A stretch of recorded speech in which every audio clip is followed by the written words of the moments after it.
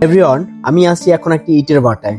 তো এই ইটের ভাটায় আমি কোথা থেকে আসলাম, কিভাবে আসলাম জানতে হলে অবশ্যই সম্পূর্ণ ভিডিওটি দেখবেন। এভরিওয়ান, আমরা এখন দাঁড়িয়ে আছি নেসারাবাদ সারসিনা মাদ্রাসার সামনে নদীর পাড়ে। এখানে বিকাল টাইমে আমরা ঘুরতে চলে আসলাম। প্রায় সন্ধ্যা গড়িয়ে এলো। এখানে দাঁড়িয়েই দেখতেছিলাম নদীর ওই পাড়ে খুব সুন্দর একটি ইটের ভাটা। মনে একটু কৌতূহল জাগলো যে আমার ড্রোন দিয়ে পাখির চোখে ইটের ভাটাটা একটু দেখে আসি। তো একটা চিন্তা তো কাজ করতেছে, নদীর এই পার থেকে এত দূরে কি আমার ড্রোনটা যাবে?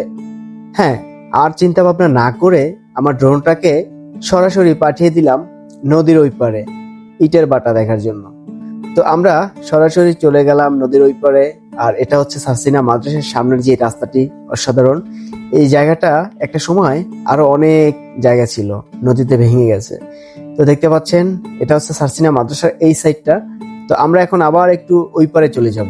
এই যে আমি নদীর ওই পারে যাচ্ছি, দেখতে পাচ্ছেন চলে আসলাম ইটের ভাটা। হ্যাঁ, প্রায় সন্ধ্যা গড়িয়ে ইটের ভাটায় লাইটগুলো জ্বালিয়ে দিয়েছে। হ্যাঁ, আমি ইটের ভাটার কাছাকাছি এখানে এসে আমি খুব সুন্দর একটি ড্রোন দিয়ে সার্কেল শট নিয়েছি। তো দেখতে পাচ্ছেন মোটামুটি দেখতে খুব ভালোই লাগছে।